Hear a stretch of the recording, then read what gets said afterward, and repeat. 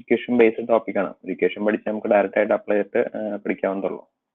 Okay, അങ്ങനത്തെ ടോപ്പിക്കുകളാണ് നന്നായിട്ട് പഠിക്കാം. പിന്നെ നമ്മൾ കഴിഞ്ഞ ക്ലാസ്സിൽ ചെയ്ത ഡെറിവേഷൻ്റെ റിലേറ്റഡ് ആയിട്ടുള്ള കുറച്ച് പ്രോബ്ലംസ് ആണ് ചെയ്യാൻ ഉദ്ദേശിക്കുന്നത്. സോ കഴിഞ്ഞ ക്ലാസ്സിൽ നമ്മൾ ഡെറിവേഷൻസ്, അത് കോളം ബെൻഡിങ് ബക്ലിംഗ് വരുന്ന ഡെറിവേഷൻ, 2 ഡെറിവേഷൻ, 4 ഡെറിവേഷൻ കംപ്ലീറ്റ് ചെയ്തു. ഒരു ഡെറിവേഷൻ പിന്നെ അത് റിലേറ്റഡ് ആയിട്ടുള്ള ബാക്കി 3 ടോപ്പിക്കും 3 ഇക്വേഷനും ഡിറൈവ് ചെയ്തു. അപ്പോൾ അത് റിലേറ്റഡ് ആയിട്ടുള്ള ടോപ്പിക്കാണ് നമ്മൾ ഇന്ന് ഡിസ്കസ് ചെയ്യുന്നത്. എല്ലാവർക്കും പ്രസന്റേഷൻ കാണാണ്ടല്ലോ അല്ലേ? പ്രസന്റേഷൻ കാണാനില്ലെങ്കിൽ കാണുന്നില്ല എന്ന് എനിക്ക് നോക്കാം. അപ്പോൾ ഞാൻ കാണുന്നുണ്ടെന്നാണ് പ്രതീക്ഷിക്കുന്നത്. പ്രസന്റേഷൻ കുഴപ്പമൊന്നുമില്ലല്ലോ? Yes or no? കാണുന്നുണ്ടോ, കാണുന്നില്ലേ? നോ, കാണുന്നില്ല. Okay, I will do once again.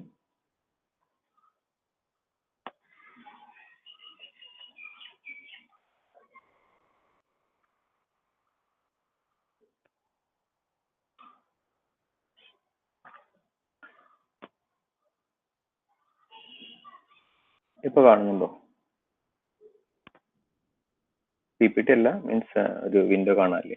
Okay okay. ആരെങ്കിലും ഒന്ന് മൈക്ക് ഓൺ ചെയ്തിട്ടൊരു പറയും, നിങ്ങളുടെ വോയിസ് കേൾക്കാന്നുണ്ടോ അറിയാൻ വേണ്ടിയിട്ടായിരുന്നു. ആരെങ്കിലും ജസ്റ്റ് ഹലോ എന്ന് എന്തെങ്കിലും പറഞ്ഞാൽ മതി.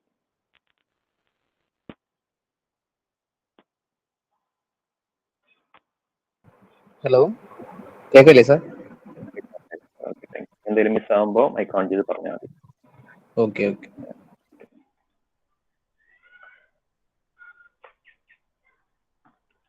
നമ്മൾ കഴിഞ്ഞ ക്ലാസ്സിൽ ഡിറൈവ് ചെയ്തു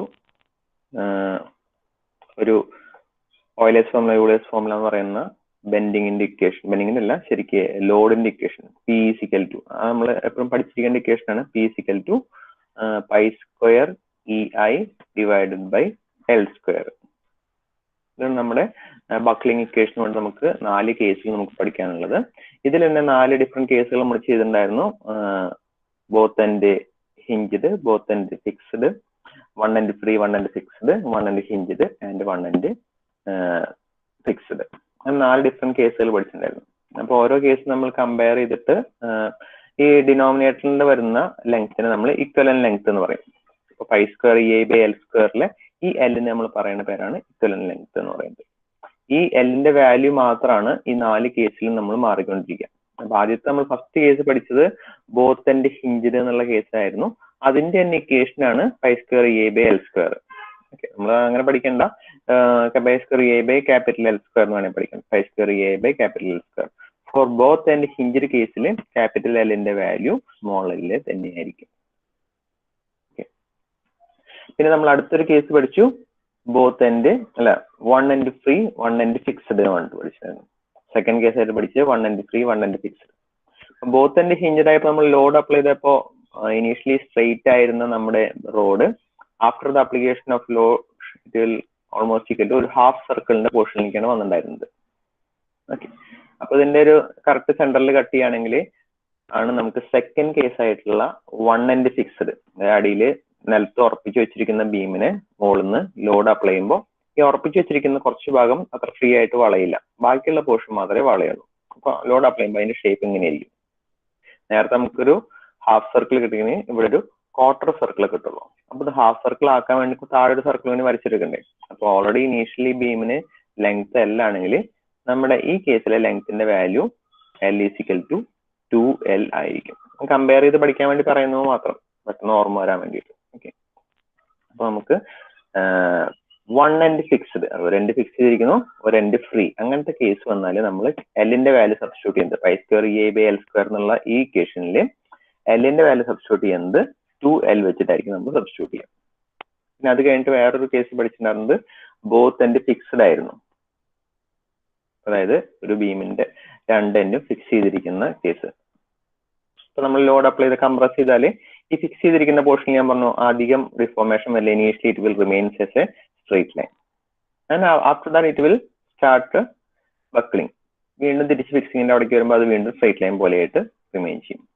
അപ്പൊ നമുക്കുള്ള സെമി സർക്കിള്, നമുക്കിവിടെ ഇനീഷ്യൽ കേസിലൂടെ സെമി സർക്കിൾ കിട്ടിയത്, ആ സെമി സർക്കിൾ നമുക്ക് ഇതിന്റെ ടോട്ടൽ ലെങ്ത്തിന്റെ പകുതിയിൽ തന്നെ നമുക്ക് കിട്ടും. ടോട്ടൽ ലെങ്ത്തിന്റെ പകുതിയിൽ തന്നെ നമുക്ക് ആ സെമി സർക്കിൾ കിട്ടും. അപ്പോൾ ബോത്ത് ആൻഡ് ഫിക്സ്ഡിലുള്ള കേസ് വരുമ്പോൾ എല്ലിന്റെ വാല്യൂ നമുക്ക് സബ്സ്റ്റിറ്റ്യൂട്ട് ചെയ്യുന്നത് L/2 ആയിരിക്കും. മൂന്നാമത്തെ ഒരു കേസും കൂടി ഉണ്ടായിരുന്നു, ഇതിന്റെ രണ്ടിന്റെയും കോമ്പിനേഷൻ ആയിട്ട് വരുന്നത്. അപ്പൊ അതായത് 1 end ഫിക്സ്ഡ് 1 end ഹിഞ്ച്ഡ്. അതായത് ഫസ്റ്റ് കേസിന്റെയും തേർഡ് കേസിന്റെയും കോമ്പിനേഷൻ. ഫസ്റ്റ് കേസിൽ നമ്മൾ L എന്ന് എടുത്തു, ഇതിന്റെ പകുതി എന്ന് പറയുന്നത് L/2 ആയിരിക്കും. സെക്കൻഡ് കേസിൽ L/2 എടുത്തു, അതിന്റെ പകുതി എന്ന് പറയുമ്പോൾ L/4 ആയിരിക്കും. L/2 plus L/4 L/2 plus L/4 എന്ന് പറഞ്ഞാൽ 3/4 L. കറക്റ്റ് ആയിട്ട് എഴുതാണെങ്കിൽ L/√2 എന്നുള്ള വാല്യൂയിലേക്കാണ് നമുക്ക് ഫോർത്ത് കേസ് വരാം. ഫോർത്ത് കേസ് എന്ന് പറയുന്നത് പകുതി, അതായത് പകുതി ഹിഞ്ച്ഡ്, പകുതി fixed, 1 end fixed 1 end hinged. അങ്ങനെ 4 കേസുകൾ നമ്മൾ പഠിച്ചിട്ടുണ്ടായിരുന്നു. നമുക്ക് പെട്ടെന്ന് ഓർത്തേക്കുന്ന ഇക്വേഷൻ എന്ന് പറയുന്നത് π² A/L². P എന്ന് പറയുന്നത് എന്തായിരുന്നു? ക്രിപ്പിംഗ് ലോഡ് അല്ലെങ്കിൽ ബക്ലിംഗ് ലോഡ് എന്ന് പറയുന്ന π² EI divided by L², where L is the equivalent length. ഓരോ ബീമിനെയും ഡിപ്പെൻഡ് ചെയ്തിട്ട് എല്ലിന്റെ വാല്യൂസ് മാറിക്കൊണ്ടിരിക്കും. ഓക്കെ, അപ്പോ E is the Young's modulus, I is the moment of inertia, L is the equivalent length. ഇനി നമുക്ക് അതിന്റെ റിലേറ്റഡ് ആയിട്ട് 1-2 പ്രോബ്ലംസ് ചെയ്ത് നോക്കാം. അപ്പൊ പഴയ പോലെ തന്നെ നമുക്ക് മൊമെന്റ് ഓഫ് ഇനർഷ്യ വീണ്ടും കാൽക്കുലേറ്റ് ചെയ്യേണ്ടി വരും. അപ്പൊ നമുക്ക് ചിലപ്പോൾ C സെക്ഷനും ചിലപ്പോൾ T സെക്ഷനും ഒക്കെ വരും. അതിന്റെ എല്ലാം മൊമെന്റ് ഓഫ് ഇനർഷ്യയുടെ വാല്യൂ നമുക്ക് വീണ്ടും കാൽക്കുലേറ്റ് ചെയ്യുന്നത്. അപ്പോൾ മൊമെന്റ് ഓഫ് ഇനർഷ്യ എന്നുള്ള നെക്സ്റ്റ് ഇയർ മെക്കാനിക്സ് പഠിച്ചാണ് ത്രൂ ഔട്ട് ഇനി യൂസ് ചെയ്തുകൊണ്ടേയിരിക്കും. നമ്മൾ S7 മെഷീൻ ഡിസൈൻ പഠിക്കണം, അപ്പോഴും നമ്മൾ മൊമെന്റ് ഓഫ് ഇനർഷ്യ നമ്മൾ യൂസ് ചെയ്തുകൊണ്ടിരിക്കും. വളരെ ഇമ്പോർട്ടന്റ് ഉള്ള ഒരു ടേമാണ്. So we'll go to our first problem. Determine the buckling load. നമ്മളോട് ചോദിച്ചിരിക്കുന്നത് determine the buckling load. Capital P-യുടെ വാല്യൂ ആണ് അവർ ചോദിച്ചിരിക്കുന്നത്. ക്യാപിറ്റൽ P-യുടെ വാല്യൂ ചോദിച്ചിരിക്കുന്നത് ഫോർ എ സ്ട്രട്ട്. ഓക്കെ, നമുക്ക് സ്ട്രട്ട് എന്താ കോളം എന്താന്നൊക്കെ പറഞ്ഞിട്ടുണ്ട്. ഇക്വേഷനിൽ വ്യത്യാസമൊന്നുമില്ല. സ്ട്രട്ടും കോളം നമ്മൾ ഇക്വേഷൻ അപ്ലൈ ചെയ്യുമ്പോൾ ഓൾമോസ്റ്റ് സെയിം തന്നെയാണ്. സ്ട്രട്ട് എന്ന് പറഞ്ഞാൽ നമ്മൾ ക്യാരി ചെയ്യുന്ന ലോഡ് വെർട്ടിക്കൽ ആയിരിക്കില്ല. carry in the load, it will be either horizontal or inclined. Other than vertical വന്നാൽ we will be calling it as a strut. Okay. Of T section, നമ്മുടെ cross section എന്താ പറയുന്നത്? It's a T section. Cross section shape T section ആ പറയുന്നത്. The flange width, flange എന്താ web എന്താന്നൊക്കെ പണ്ട് പറഞ്ഞിട്ടുണ്ടായിരുന്നു. ഒരു I section T section രണ്ട് സെക്ഷൻ നമുക്ക് പഠിക്കാറുള്ളത്. അതിൽ ഫ്ലാഞ്ചും ഉണ്ട് വെബും ഉണ്ട്. ഓക്കെ, ഈ സെക്ഷനെയാണ് നമ്മൾ വെബ് എന്ന് പറയുക. ടോപ്പിലും ബോട്ടത്തിലും വരുന്നതിനെയാണ് നമ്മൾ ഫ്ലാഞ്ച് എന്ന് പറയാം. കാരണം ഇതിൽ ഫിഗർ തന്നിട്ടില്ല, തന്നിരിക്കുന്ന ഡാറ്റ വെച്ച് നമുക്ക് ഫിഗർ വരയ്ക്കേണ്ടി വരും. അപ്പോൾ തന്നിരിക്കുന്നത് ഫ്ലാഞ്ച് വിഡ്ത്ത് ബീയിങ് 10 mm. ഫ്ലാഞ്ചിന്റെ വിഡ്ത്ത് 10 mm ആണ്. ഓവറോൾ ഡെപ്ത് 80 mm ആണ്. Both flange and stem 10 mm thickness. ചിലപ്പോൾ ചെറിയ ഡാറ്റ മിസ്സിംഗ് ഉണ്ടായിരിക്കും. ഫ്ലാഞ്ച് വിഡ്ത്ത് മിക്കവാറും 100 mm ആയിരിക്കും. അതുകൊണ്ട് കാരണം 10 mm തിക്നെസ് ഉള്ളിടത്ത് 10 mm വിഡ്ത്ത് വരില്ലല്ലോ. അപ്പൊ അങ്ങനെ ചെറിയ ഡാറ്റ മിസ്സിങ്ങുള്ള ക്വസ്റ്റ്യനിൽ വരും. അപ്പൊ നമുക്ക് അസ്യൂം ചെയ്തിട്ട് ഫില്ല് ചെയ്യണമെങ്കിൽ ഇതേ മോഡൽ കുറച്ച് ക്വസ്റ്റ്യൻസ് ഒക്കെ ചെയ്തിട്ട് ഓർമ്മ വരണം. അപ്പൊ ഫ്ലാഞ്ച് വിഡ്ത്ത് എന്ന് പറഞ്ഞതാണ് ഫ്ലാഞ്ച്, ഇതിന്റെ വിഡ്ത്ത് പറഞ്ഞതായിരിക്കും ഫ്ലാഞ്ചിന്റെ വിഡ്ത്ത്. അപ്പൊ അത് നമുക്ക് 10 കൊടുത്താൽ റെഡി ആവില്ല. ഇറ്റ് വിൽ ബി അറൌണ്ട് 80 70 അല്ലെങ്കിൽ 60 വരുന്ന മോഡലിൽ അറിഞ്ഞിരിക്കും. എന്തായാലും 10 എന്ന് പറഞ്ഞാൽ ഇതിന്റെ തിക്നെസ് ആണ് അവർ പറഞ്ഞത്. സെക്കൻഡ് കേസിൽ പറഞ്ഞിട്ട് both flange and stem 10 mm തിക്ക്. അപ്പോൾ സ്റ്റെമ്മിന്റെ, അതായത് സ്റ്റെം എന്ന് പറയുന്നത് വെബിന്റെ തിക്നെസ് 10 mm ആണ്. ഇത് 10 mm ഇതും 10 mm ആണെങ്കിൽ നമുക്ക് ഒരു T സെക്ഷൻ ഒരിക്കലും വരില്ല. It will be A single rectangular section ആയിട്ട് മാറും. ഓക്കെ, ആൻഡ് ഇപ്പോൾ T സെക്ഷന്റെ ഡയമെൻഷൻ ഓവറോൾ ഡെപ്ത് 80 mm തന്നിട്ടുണ്ട്. ഓവറോൾ ഡെപ്ത് എന്ന് പറഞ്ഞാൽ ടോപ്പ് ടു ബോട്ടം ഡെപ്ത്, ഇത്രയും ഡെപ്ത് അവർ 80 mm എന്ന് പറഞ്ഞിട്ട് തന്നിട്ടുണ്ട്. 80 mm മാർക്ക് ചെയ്തു. And 10 mm thick. The strut is 3 meter long. നമുക്ക് ആവശ്യമുള്ള എല്ലിന്റെ വാല്യൂ അവർ തന്നേക്കുന്നത് 3 meter തന്നേക്കുന്നത്. അപ്പൊ നമുക്ക് യൂസ് ചെയ്യേണ്ടത് എല്ലിന്റെ വാല്യൂ 2L ആണോ L/2 ആണോ എന്ന് നമുക്ക് അടുത്ത സെന്റൻസ് വായിക്കുമ്പോൾ മനസ്സിലാവും. Hinge that both end. അപ്പൊ നമ്മുടെ ഫസ്റ്റ് കേസ് അപ്പോൾ ക്യാപിറ്റൽ എല്ലിന്റെ വാല്യൂ നമുക്ക് ക്യാപിറ്റൽ എൽ വെച്ചിട്ട് സ്മോൾ L ആണ് നമുക്ക് ഫസ്റ്റ് കേസിൽ നമ്മൾ സബ്സ്റ്റിറ്റ്യൂട്ട് ചെയ്യാം. എന്റെ തന്നിരിക്കുന്ന ഈയുടെ വാല്യൂ തന്നിട്ടുണ്ട്. അപ്പൊ അത് നമ്മൾ T സെക്ഷൻ വരയ്ക്കും. പക്ഷെ അത് പറഞ്ഞ പോലെ തന്നെ നമ്മൾ ആ 10 mm മാറ്റിയിട്ട് 100 mm തന്നെ അവർ വരച്ചിരിക്കുന്നത്. 100 mm is the width of the T, 10 mm is the thickness, overall depth 80. അപ്പോൾ ബാക്കി 10 കഴിഞ്ഞാൽ remaining it will be 70 and this thickness is also given as 10 mm. നമുക്ക് ഇക്വേഷൻ ഏതാ? നമ്മുടെ ഇക്വേഷൻ എന്ന് പറയുന്നത് ക്രിപ്പിംഗ് ലോഡ്. നമ്മൾ ചോദിച്ചിരിക്കുന്നത് ബക്ലിംഗ് ലോഡ് കാൽക്കുലേറ്റ് ചെയ്യാൻ പറയുന്നത്. ബക്ലിംഗ് ലോഡിന്റെ equation P is equal to pi square EI divided by L square. So പൈയുടെ വാല്യൂ നമുക്ക് അറിയാം. ഈ യങ്സ് മോഡുലസ് ക്വസ്റ്റിൽ 200 GPa എന്നുണ്ട്. I മൊമെന്റ് ഓഫ് ഇനേർഷ്യ നമുക്ക് കാൽക്കുലേറ്റ് ചെയ്യണം. ഈ ടി സെക്ഷന്റെ മൊമെന്റ് ഓഫ് ഇനേർഷ്യ കാൽക്കുലേറ്റ് ചെയ്യണം. അപ്പോൾ മൊമെന്റ് ഓഫ് ഇനേർഷ്യ നമുക്ക് രണ്ട് ആക്സിസിനെ കാൽക്കുലേറ്റ് ചെയ്യാൻ പറ്റും. നമുക്കൊരു ടി സെക്ഷൻ ആണെങ്കിൽ ഇവിടെ ഒരു രണ്ട് ആക്സിൽ വരയ്ക്കാൻ പറ്റുമല്ലോ. ഇത് എക്സ് ആക്സിസും ഇത് വൈ ആക്സിസും വരയ്ക്കാം.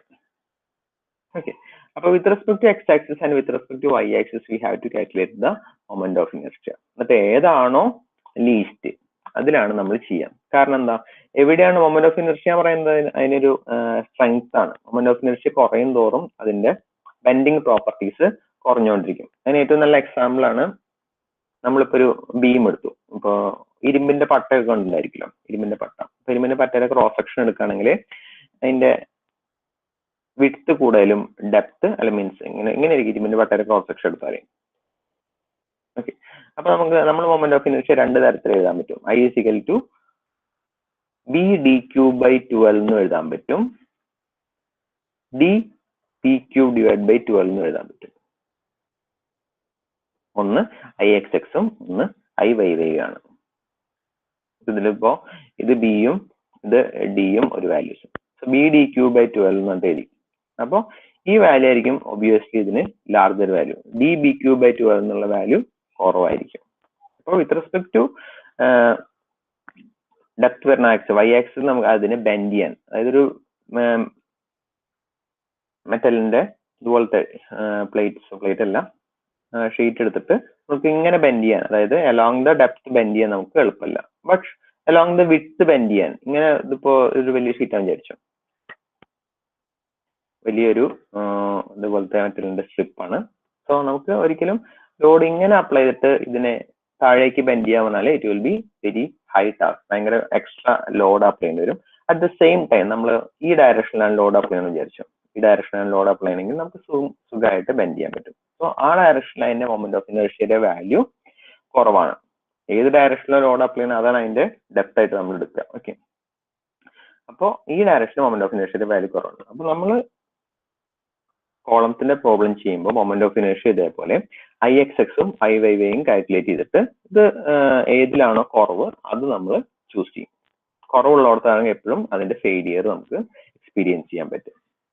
ഓക്കെ, അപ്പോൾ ഇതൊരു ടി സെക്ഷൻ ആണ്. ടി സെക്ഷൻ ആണെങ്കിൽ നമുക്ക് ഒരിക്കലും നമുക്ക് ഡയറക്റ്റ് ആയിട്ട് പറയാൻ പറ്റില്ല വിച്ച് IXX ആണോ IYY ആണോ സ്മോളർ വാല്യൂ നമുക്ക് ഒരിക്കലും പ്രെഡിക്റ്റ് ചെയ്യാൻ പറ്റില്ല. So we have to calculate both IXX and IYY. Okay, അതിന് first time we have to calculate the value of x bar and y bar. X bar എന്തായാലും ഇതിന്റെ സെന്ററിലായിരിക്കും, കാരണം ഇത് ജോമെട്രി അലോങ് ദ എക്സ് ആക്സിസിനെ രണ്ടായിട്ട് cut ചെയ്യാം. So ഇതായിരിക്കും അതിന്റെ geometric വെർട്ടിക്കലായിട്ട് നമുക്ക് സിമ്പിൾ ആയിട്ട് രണ്ട് ഈക്വൽ പീസ് ആയിട്ട് കട്ട് ചെയ്യാൻ പറ്റും. സോ നമുക്ക് എക്സ് ബാർ വേണമെങ്കിൽ ഇങ്ങനെ മാർക്ക് ചെയ്യാൻ പറ്റും, എക്സ് ബാർ കൂടെ മാർക്ക് ചെയ്യാൻ പറ്റും, അതിന്റെ ആവശ്യമില്ല. ഇനി y bar എന്ന് പറഞ്ഞാല് ഫ്രം ദ y ആക്സിസ് വെർട്ടിക്കലായിട്ട് അതിന് ഈക്വൽ രണ്ട് പീസായിട്ട് കട്ട് ചെയ്യാൻ എളുപ്പമല്ല. സോ y barന്റെ വാല്യൂ നമ്മൾ കാൽക്കുലേറ്റ് ചെയ്യണം. So y bar is equal to പണ്ടത്തെ ഇക്വേഷൻ തന്നെ, y bar is equal to a1 y1 plus a2 y2. എത്ര സെക്ഷൻ ഉണ്ട്? ഇത് രണ്ടായി ഡിവൈഡ് ചെയ്യല്ലേ ചെയ്യുള്ളൂ. നമ്പർ 1 എന്നുള്ള സെക്ഷൻ, ഇത് നമ്പർ 2 എന്നുള്ള section, divided by a1 plus a2 ചെയ്താൽ നമുക്ക് we will get the value of y bar. So ആദ്യത്തെ സെക്ഷന്റെ ഫസ്റ്റ് സെക്ഷന്റെ ഏരിയ 10 mm വിഡ്ത്ത്, ഹൈറ്റ് എത്രയാ 70, 10 into 70 എന്ന് വരും. സോ 10 into 70 എന്ന് വരും, പ്ലസ് അല്ല ഇൻറ്റു ഇത് ഏരിയ മാത്രമായിട്ടുള്ള ഇൻറ്റു y1 എന്ന് പറഞ്ഞാൽ 35 അല്ലേ, 70യുടെ പകുതി വരെ 35, പ്ലസ് രണ്ടാം സെക്ഷൻ്റെ എടുത്ത് 10 into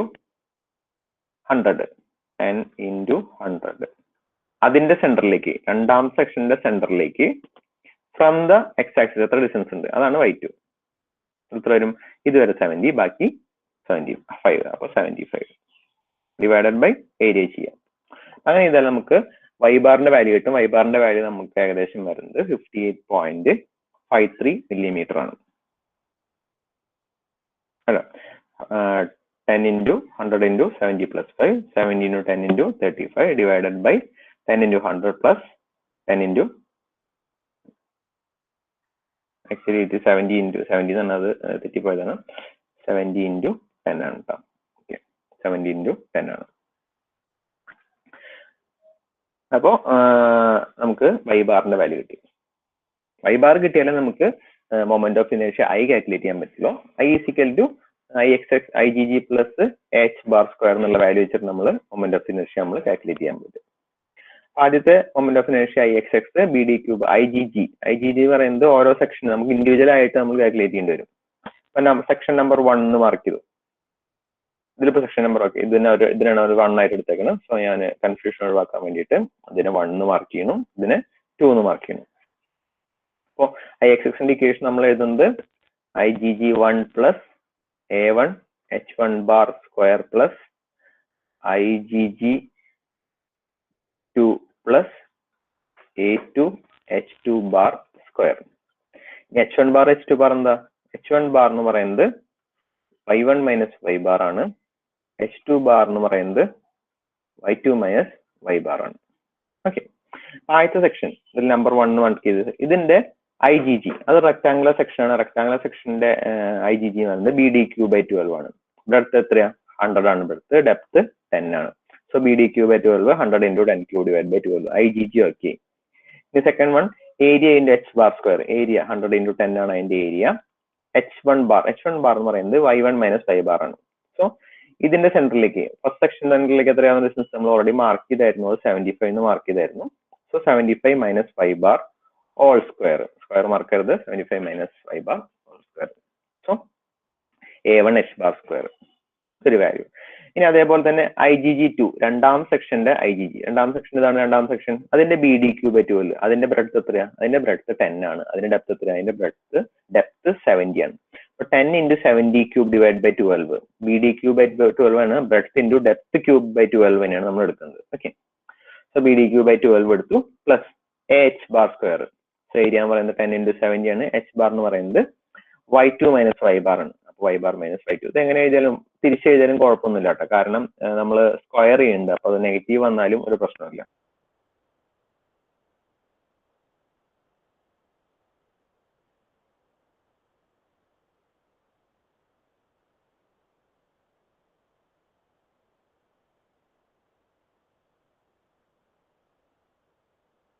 പിന്നെ y1 മൈനസ് y ബാറിന്റെ പഠിച്ചിരുന്നത് മാറ്റി ചെയ്യാലല്ലേ കുഴപ്പമൊന്നുമില്ല.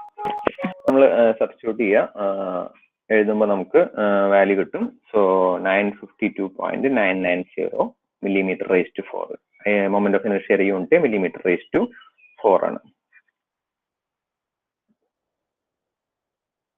നമ്മൾ ഒരു മൊമെന്റ് ഓഫ് ഇനർഷ്യ മാത്രമേ കാൽക്കുലേറ്റ് ചെയ്യൂ. ഇനി ഒരെണ്ണം കൂടി നമുക്ക് കാൽക്കുലേറ്റ് ചെയ്യാണ്ട്. ഇതുവരെ ഓക്കെ അല്ലേ? കുഴപ്പങ്ങളൊന്നുമില്ലല്ലോ? നെറ്റ് കട്ടായിട്ടും വോയിസ് ബ്രേക്ക് ചെയ്തിട്ടൊന്നും ഇല്ലല്ലോ?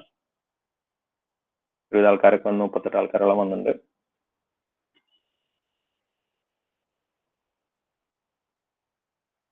PPT ഒക്കെ വിസിബിൾ തന്നെ ആയിരുന്നില്ലേ? കുഴപ്പങ്ങളൊന്നും ഇല്ലല്ലോ അല്ലേ?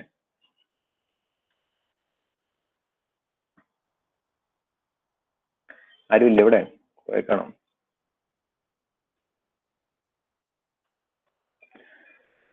ഓക്കെ, നമുക്ക് അടുത്ത മൊമെന്റ് ഓഫ് ഇനർഷ്യ IXX നമ്മൾ calculate with respect to X bar നമ്മൾ XX നമ്മൾ കാൽക്കുലേറ്റ് ചെയ്യും. ഇതുപോലെ IYY നമുക്ക് കാൽക്കുലേറ്റ് ചെയ്യാണ്ട്.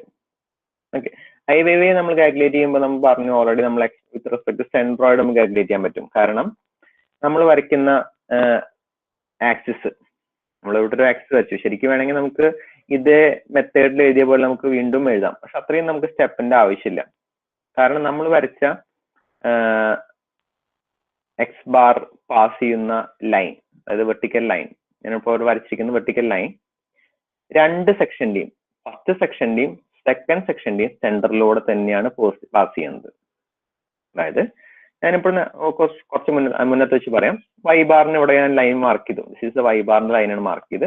ഈ y ബാറിന്റെ ലൈൻ മാർക്ക് ചെയ്തത് രണ്ടാം സെക്ഷന്റെ സെന്ററിലൂടെയാണോ പോണ്? അല്ല. ഒന്നാം സെക്ഷൻ അതിലും അല്ല. അപ്പൊ നമുക്ക് ഈ കറക്റ്റ് ഫോർമുല തന്നെ യൂസ് ചെയ്യണം. ഈ ഫോർമുല നമ്മൾ ഇത് യൂസ് ചെയ്ത IgG plus h bar square എന്നുള്ള ഫോർമുല ഉപയോഗിച്ചുകൊണ്ട് യാതൊരു തെറ്റുമില്ല. നമ്മൾ h ബാർ എന്നുള്ള വാല്യൂ സബ്സ്റ്റിറ്റ്യൂട്ട് ചെയ്യുമ്പോൾ അത് ഓട്ടോമാറ്റിക് ആയിട്ട് 0 ആയിട്ട് പോകും. വേണമെങ്കിൽ ഒന്ന് കാണിച്ചു തരാം. നമ്മളിപ്പോ ഒരു ഇവിടെ എക്സ് ബാറിന്റെ വാല്യൂ നമുക്ക് എത്ര വരും? എക്സ് ബാറിന്റെ വാല്യൂ നമുക്ക് 50 വരും. എക്സ് ബാറിന്റെ വാല്യൂ നമുക്ക് 50 ആണ് വരുന്നത്. സോ നമ്മൾ h1 bar എന്ന് പറഞ്ഞിട്ട് എഴുതുന്നത് x bar മൈനസ് x1 ആണ്. അതുപോലെ h2 bar എന്ന് പറഞ്ഞിട്ട് എഴുതുന്നത് x bar മൈനസ് x2 ആണ്. What is the value of x1? അതായത് ഫസ്റ്റ് സെക്ഷന്റെ സെന്ററിലേക്ക് ഫ്രം ദ y ആക്സിസ് എത്ര ഡിസ്റ്റൻസ് നോക്കുക.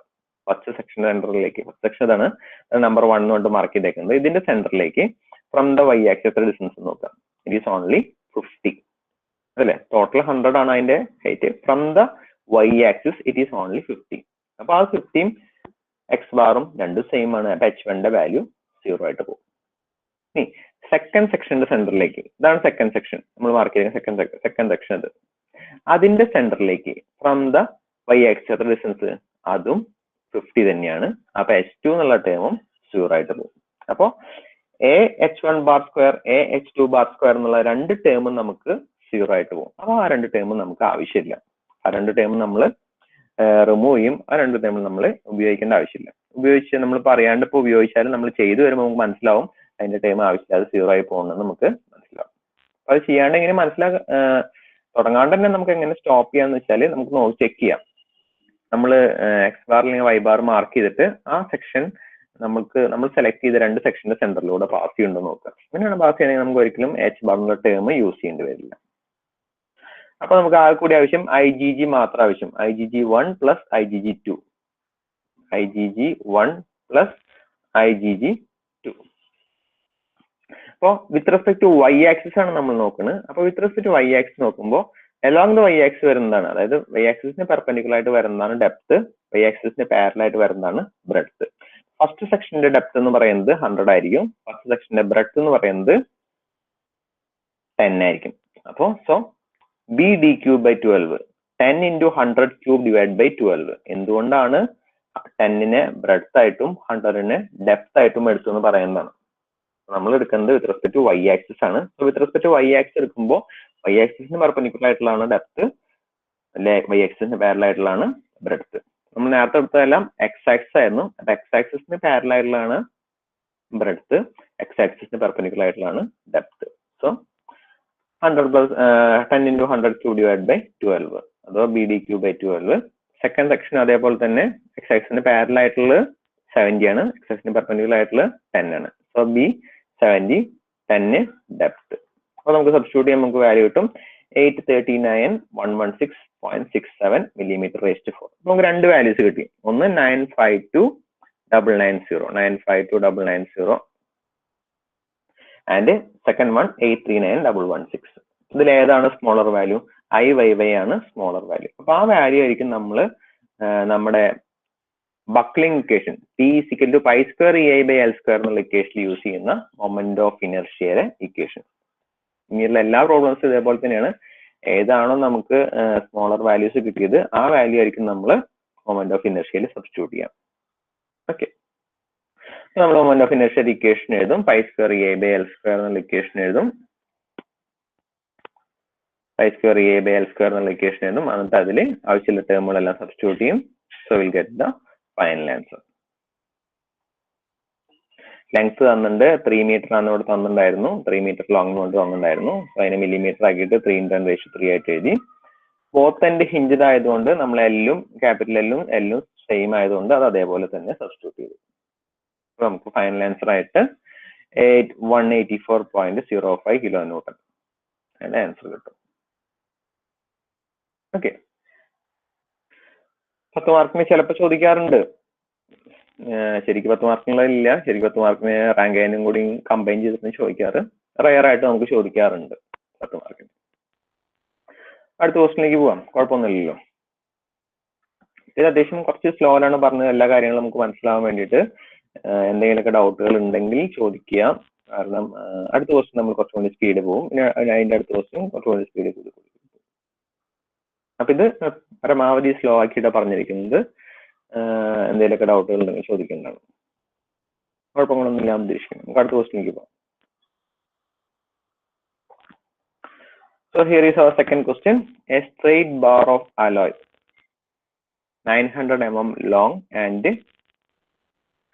length തന്നിട്ടുണ്ട് 12.7 into 4.8 is the section, cross section. mounted in a strut testing machine and loaded axially.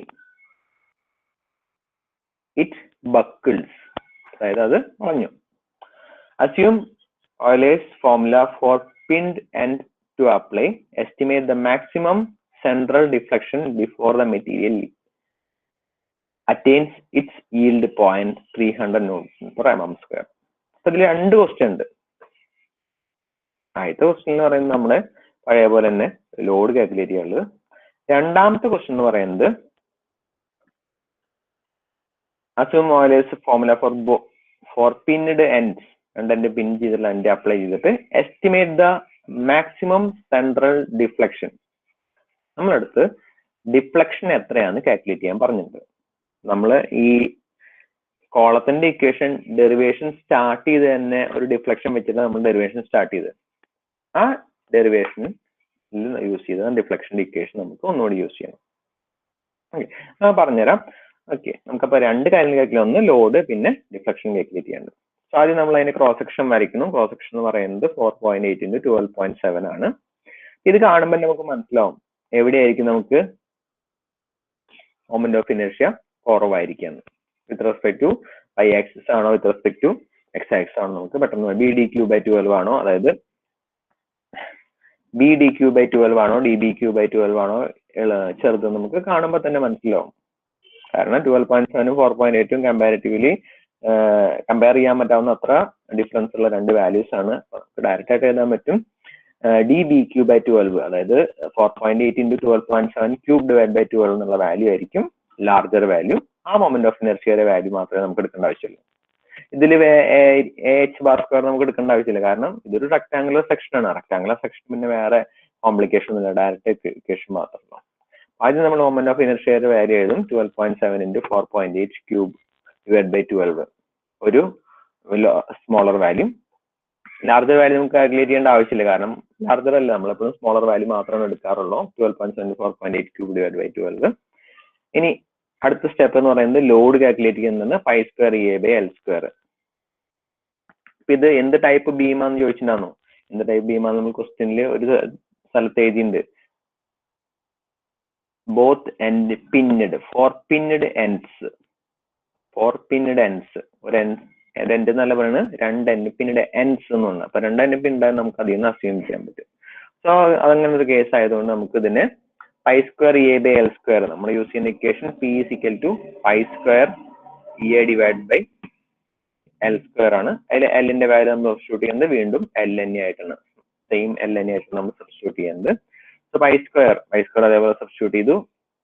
EI value 7.710⁴ Newton per mm². യൂണിറ്റുകളെല്ലാം ശ്രദ്ധിക്കണം, നമ്മൾ ഏതിലാണ് substitute ചെയ്യുന്നത് അതേപോലെ തന്നെ നമ്മൾ യൂസ് ചെയ്യേണ്ടി വരും. ഓക്കെ, പിന്നെ Newton per mm² അതേപോലെ സബ്സ്റ്റിറ്റ്യൂട്ട് ചെയ്തു. ഡിവൈഡ് ബൈ L², 900² ഉണ്ട്, അത് മിസ്സായതാണ്. 900² ഇൻറ്റു I BD, ഈ value 12.7 4.8 cube divide by 12, value അവർ അതേപോലെ തന്നെ ഇവിടെ കൊടുക്കുന്ന addition. Value four π² A/L². So we'll get the value of load as 109.81 Newton. So this is our first step. ഇനി നമ്മൾ സെക്കൻഡ് സ്റ്റെപ്പ് നമ്മൾ ചോദിച്ചിരിക്കുന്നത് ഡിഫ്ലക്ഷൻ എന്താണെന്ന്. ആദ്യം വീണ്ടും ഞാൻ പണ്ട് വരച്ച ഫിഗറെ ഒന്നുകൂടി വരയ്ക്കാം. So this is our beam after applying the load P. So we'll be analyzing a section XX at a distance X from the top end and having a deflection Y. ഇതായിരുന്നു നമ്മുടെ ഇതുണ്ടായിരുന്നു. എന്നിട്ടാണ് നമ്മൾ moment is equal to P into Y എന്ന് കൊണ്ട് എഴുതുന്നത്. P into Y is the moment എന്നുകൊണ്ട് നമ്മൾ എഴുതിയിട്ടാണ് നമ്മൾ സ്റ്റാർട്ട് ചെയ്തത്. ഈ മൊമെന്റിന്റെ ഇക്വേഷൻ തന്നെയാണ് നമുക്ക് ഇവിടെ യൂസ് ചെയ്യേണ്ടി വരിക. Moment is equal to P into Y. അങ്ങനെ നമ്മൾ ഇതിന്റെ ഡെറിവേഷൻ സ്റ്റാർട്ട് ചെയ്തത്. ഡിഫ്ലക്ഷൻ ഇക്വേഷൻ E² അല്ല, E into D² മൊമെന്റ് എന്ന് പറഞ്ഞിട്ട്. ആ മൊമെന്റിന്റെ ഇക്വേഷൻ തന്നെ നമുക്ക് ഇവിടെ ആവശ്യം വരിക. പക്ഷെ അത് നമ്മൾ യൂസ് ചെയ്യുന്നത് ഡിഫ്ലക്ഷനും മൊമെന്റും കൂടി വരുന്ന ഒരു ഇക്വേഷനിലാണ്. സോറി, ഡിഫ്ലക്ഷൻ മൊമെന്റ് അല്ല, ഡിഫ്ലക്ഷന്റെ ഇക്വേഷൻ അവർ തന്നിരിക്കുന്ന വാല്യൂ സ്ട്രെസ് തന്നിട്ടുണ്ട്. സ്ട്രെസ്സും ഡിഫ്ലക്ഷനും കൂടി വരുന്ന ഒരു ഇക്വേഷൻ, അതായത് നമ്മുടെ ബെൻഡിങ് ഇക്വേഷൻ. ബെൻഡിങ് ഇക്വേഷൻ എന്തായിരുന്നു? M/I = σ/Y = E/R. അപ്പൊ ഇതിലത്തെ ഒരു സിഗ്മയുടെ വാല്യൂ തന്നിട്ടുണ്ട്, 300 തന്നിട്ടുണ്ട്. വൈയുടെ വാല്യൂ കാൽക്കുലേറ്റ് ചെയ്യേണ്ടത്, അത് നമുക്ക് അറിയില്ല. മൊമെന്റ്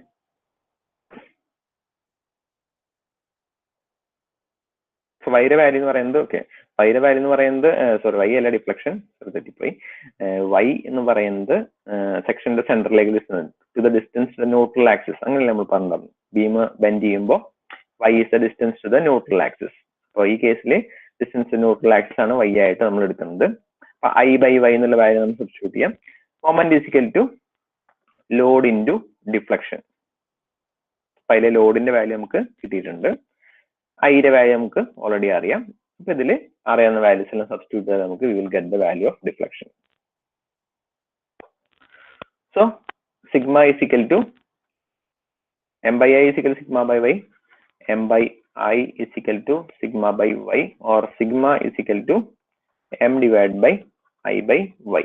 ഈ ഐ ബൈ വൈക്ക് നമ്മൾ പണ്ടൊരു പേര് പറഞ്ഞിരുന്നു, this called section modulus set.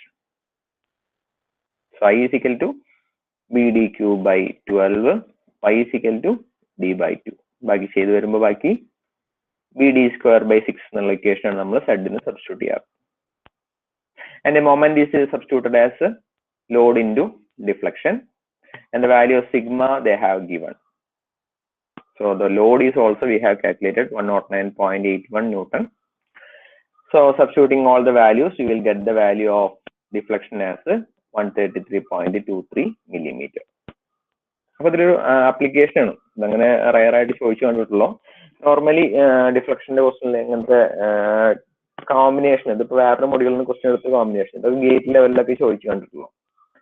ഗേറ്റിൽ ചോദിക്കുമ്പോൾ ഒരിക്കലും നമുക്ക് ഒരു മൊഡ്യൂളിൽ തന്നെ ക്വസ്റ്റൻ പ്രതീക്ഷിക്കാൻ പറ്റില്ല.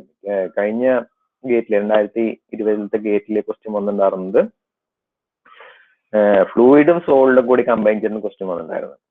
അതായത് ഫോർ എക്സാമ്പിൾ പറയുകയാണെങ്കിൽ അതിൽ വന്ന ക്വസ്റ്റ്യൻ ഇതായിരുന്നു. ഒരു ടാങ്കില് വെള്ളമുണ്ട്, വെള്ളത്തിലൊരു സെൻട്രൽ സെപ്പറേഷൻ വെച്ചിട്ടുണ്ട്. ഇപ്പൊ ഇതില് ഒരു ലെവൽ വരെ വെള്ളമുണ്ട്, ഇതില് ഇത്രയും ലെവൽ വരെ വെള്ളമുണ്ട്. then what is the bending moment in the deflection of the beam എന്നൊക്കെ ചോദിച്ചിട്ടുണ്ട്. So we have to consider this water as a uniformly varying load. This water also as a uniformly varying load. കാരണം വാട്ടറിന്റെ height കൂടുന്നതോടെ നമുക്ക് pressure കൂടിക്കൊണ്ടിരിക്കും. അങ്ങനെ uniformly varying load വെച്ചിട്ട് അങ്ങനത്തെ application level questions. ഇതും അതേപോലെ തന്നെ നമുക്ക് രണ്ട് മൊഡ്യൂളിൽ നിന്ന് കമ്പൈൻ ചെയ്തിട്ട് ക്വസ്റ്റ്യൻസ് വരുന്നതാണ്. ചോദിച്ചിട്ടില്ല, ചോദിക്കാതിരിക്കാൻ ചാൻസ് ഒന്നുമില്ല, ബട്ട് നമ്മളൊന്ന് പറഞ്ഞൊന്ന് മാത്രം. അപ്പൊ ഇത് ബെൻഡിങ് ഇക്വേഷനും അതേപോലെ തന്നെ ബക്ലിംഗ് ഇക്വേഷനും രണ്ടും കൂടി കമ്പൈൻ ചെയ്തിട്ട് നമ്മളൊരു ബക്ലിംഗ് ലോഡും കാൽക്കുലേറ്റ് ചെയ്തു, അതേപോലെ തന്നെ ഡിഫ്ലക്ഷൻ ഓഫ് ദ ബീമും കാൽക്കുലേറ്റ് ചെയ്യുന്ന ഒരു question. Okay, കുഴപ്പങ്ങളൊന്നുമില്ലല്ലോ.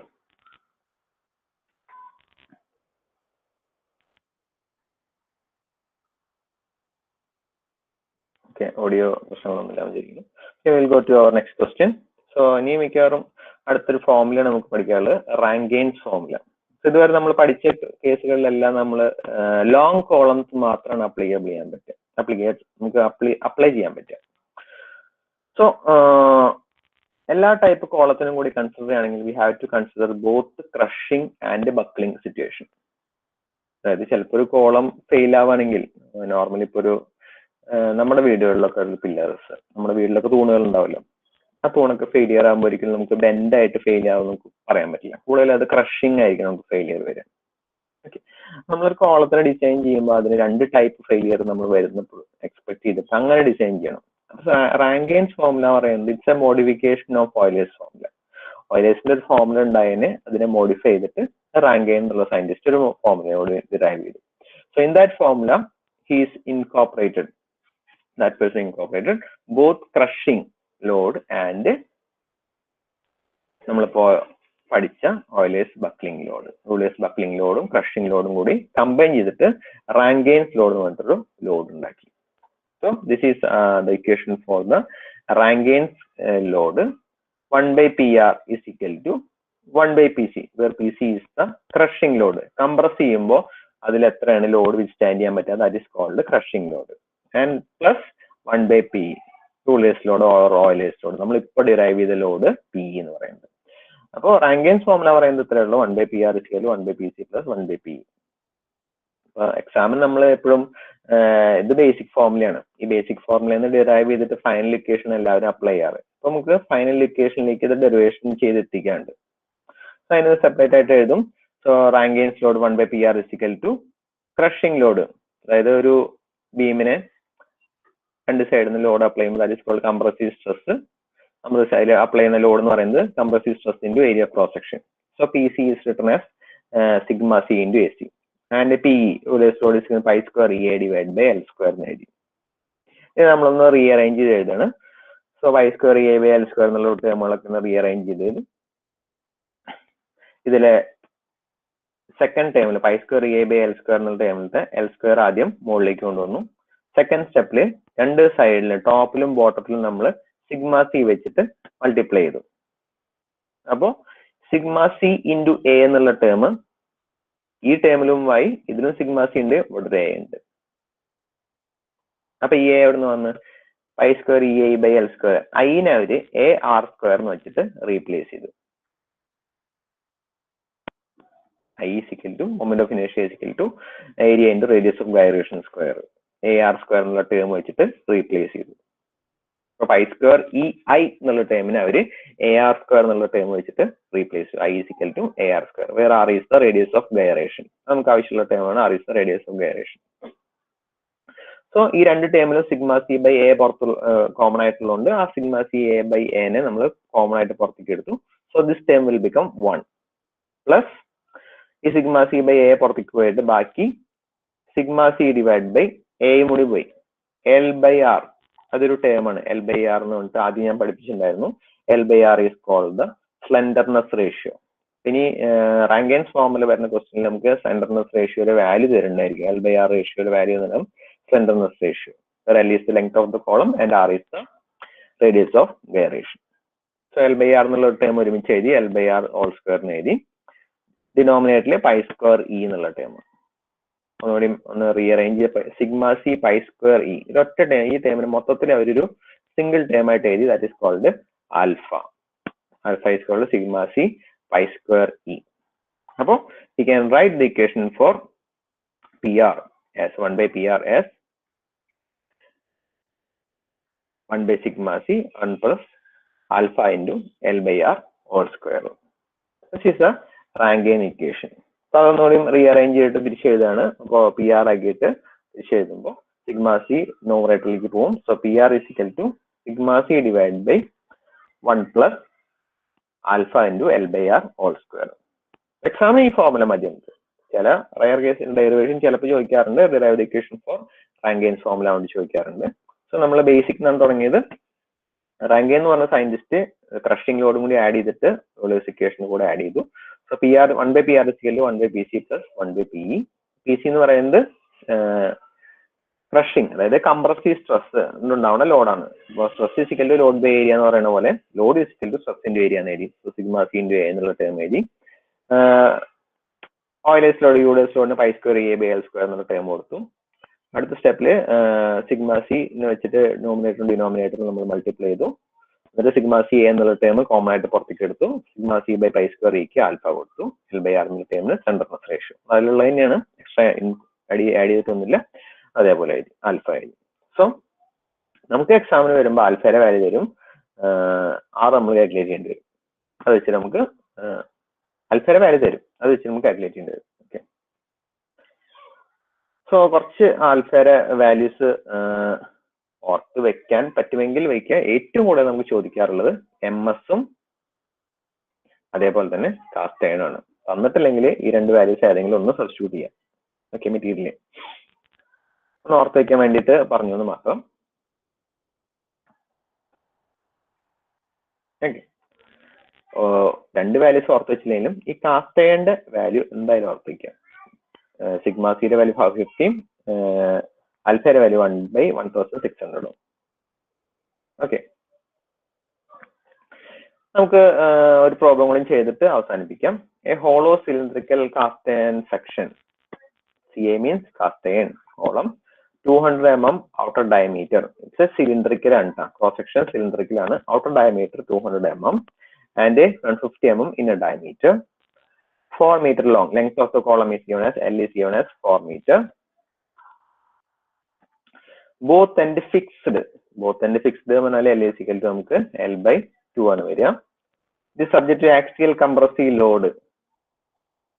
Take the factor of safety as 6. നമ്മൾ അവസാനം ലോഡ് കാൽക്കുലേറ്റ് ചെയ്തിട്ട് നമ്മൾ ഫാക്ടർ ഓഫ് സേഫ്റ്റി കൊണ്ട് ഡിവൈഡ് ചെയ്യും. നമുക്ക് വിത്ത്സ്റ്റാൻഡ് ചെയ്യാൻ പറ്റാവുന്ന മാക്സിമം ലോഡ് കിട്ടുക. അത് നമുക്ക് അടുത്ത സ്റ്റെപ്പിൽ പറയാം. ക്രഷിംഗ് സ്ട്രെസ് സിഗ്മ സിയുടെ വാല്യൂ വന്നിട്ടുണ്ട്. Sigma C is equal to 500 Newton per mm square. And Rankine's constant is given as alpha is given as 1 by 1600. So നമ്മൾ നേരത്തെ പഠിച്ചത് 550 ആയിരുന്നു സിഗ്മ സ്ട്രെസിന് വേണ്ടി. ക്വസ്റ്റ്യൻ നമ്മൾ വെച്ചെങ്കിൽ ആ വാല്യൂ എടുക്കാം, ഒന്നും നോക്കേണ്ട ആവശ്യമില്ല. തരാത്ത കേസിൽ മാത്രം നമ്മൾ അസ്യൂം ചെയ്താൽ മതി. 95% നമുക്ക് തരും, 5% മാത്രമേ ഡാറ്റ മിസ്സിംഗ് വരാറുള്ളൂ. Determine the Rankine's safe load. ഈ ആറിന്റെ വാല്യൂ ആണ് ചോദിച്ചിരിക്കുന്നത്. ഓക്കെ, നമ്മൾ ഇക്വേഷൻ ആയിട്ട് sigma C into A 1 plus alpha L by R whole square. Okay, അപ്പൊ സിഗ്മ സിയുടെ വാല്യൂ തന്നിട്ടുണ്ട്. എയുടെ വാല്യൂ നമുക്ക് കാൽക്കുലേറ്റ് ചെയ്യാം. എത്രയാ? A is equal to area of the hollow cylinder. Hollow cylinder area A is equal to pi by 4 into the outer square minus the inner square. Area കിട്ടും. So area നമുക്ക് substitute ചെയ്യാം. 1 plus alpha, ആൽഫയുടെ value അറിയാം 1 by 1 to 600. എല്ലിന്റെ value അറിയാം L by 2. L by 2 എന്ന് പറയുമ്പോൾ 2 metre ആയിട്ട് വരും. And R is the radius of gyration. So R is given by radius of gyration. നേരത്തെ ഞാൻ പറഞ്ഞായിരുന്നു I is equal to A R square എന്നല്ല നമ്മൾ സബ്സ്റ്റിറ്റ്യൂട്ട് ചെയ്ത്. അതേപോലെ R is equal to R square is equal to I by A എന്ന് എഴുതാൻ പറ്റും. Or R is equal to root of I by A എന്ന് എഴുതും. അപ്പോൾ ഹോളോ സിലിണ്ടറിക്കൽ സെക്ഷന്റെ moment of inertia I by 64. I is equal to I by 64 the outer raised to 4 minus the inner raised to 4. And A is equal to I by 4 the outer square minus the inner square. അപ്പോൾ പൈയും പൈയും cancel ആയി പോയി. 64ഉം 4ഉം കഴിഞ്ഞിട്ട് ബാക്കി 16. ഇതെങ്ങനെ cancel ചെയ്യും? The outer square minus the inner square ചെയ്ത് നോക്കിയിട്ട് final answer കൊണ്ട് ചെയ്യാം. അല്ലെങ്കിൽ ഇത് ഒരു ഈസി ആയിട്ട് നമുക്ക് സോൾവ് ചെയ്യണമെങ്കിൽ ഒരു പെട്ടെന്ന് നമുക്ക് കാൽക്കുലേറ്റർ ഒന്നും ഉപയോഗിക്കാണ്ട് കോമ്പറ്റീറ്റീവ് എക്സാമുകൾ എഴുതേണ്ടി വരുമല്ലോ. അങ്ങനെയുള്ള കേസുകളിലൊക്കെ നമുക്ക് ഇത് സോൾവ് ചെയ്യണമെങ്കിൽ അങ്ങനത്തെ കേസില്ല. ഇതിപ്പോ A square minus A plus B into A minus B, A plus B into A minus B എന്ന് പറയുമ്പോൾ എ സ്ക്വയർ മൈനസ് ബി സ്ക്വയറിന് എഴുതി. അതേപോലെ A square plus B square into A square minus B സ്ക്വയറിനെ നമുക്ക് A raise to 4 minus B raise to 4 എന്ന് എഴുതാൻ പറ്റും. ഓക്കെ, അങ്ങനെയാണെങ്കിൽ ഇതും ക്യാൻസൽ ചെയ്തിട്ട് ബാക്കി നമുക്ക് എഴുതാൻ പറ്റും B O square plus B I square എന്ന് എഴുതാൻ പറ്റും. ഇത് കോമ്പറ്റീറ്റീവ് എക്സാം നമ്മൾ കാൽക്കുലേറ്റർ ഉപയോഗിക്കാത്ത എക്സാമിന് ഉപയോഗിക്കുമ്പോൾ മാത്രം എഴുതിയാൽ മതി. ജസ്റ്റ് ഒന്ന് പറഞ്ഞു പോയെന്നുള്ളൂ, കൂട്ടത്തിൽ ഒന്ന് പറഞ്ഞു പോയെന്നുള്ളൂ. നമുക്ക് ആവശ്യമില്ല. ഓക്കെ, അതിന്റെ ഓവർ റേറ്റ് ചെയ്ത് വന്നു. I will clear that.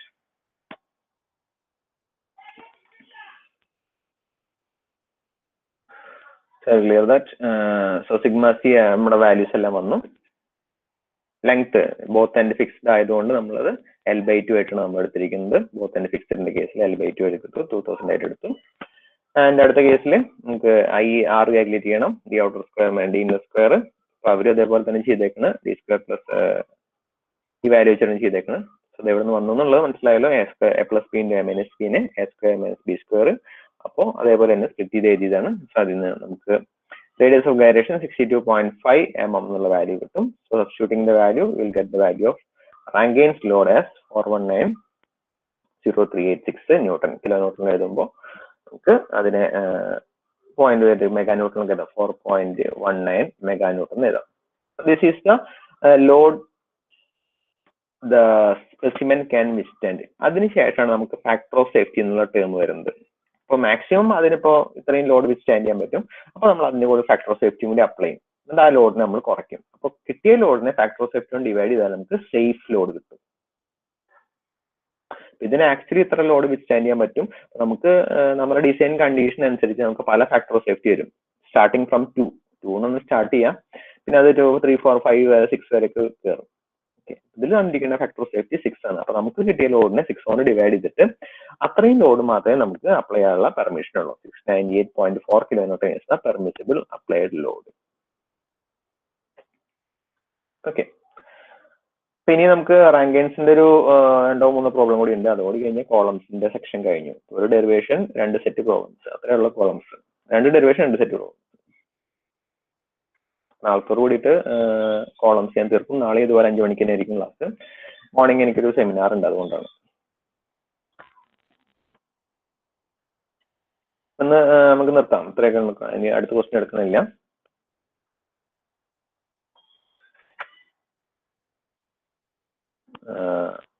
അറ്റൻഡൻസിന്റെ link ഞാൻ അയച്ചിട്ടുണ്ടായിരുന്നു. കറണ്ട് ഇല്ല, ചാർജ് ഇപ്പൊ തീരും. കറണ്ട് ഇല്ലാണ്ട് മഴ പെയ്തിട്ടുണ്ടോ? ഓക്കെ, ഇവിടെയും മഴ പെയ്തിട്ടുണ്ടായിരുന്നു. അറ്റൻഡൻസ് ലിങ്ക് ഞാൻ മെയിൽ അയച്ചിട്ടുണ്ടായിരുന്നു, അപ്പൊ അതിൽ മാർക്ക് ചെയ്യാം.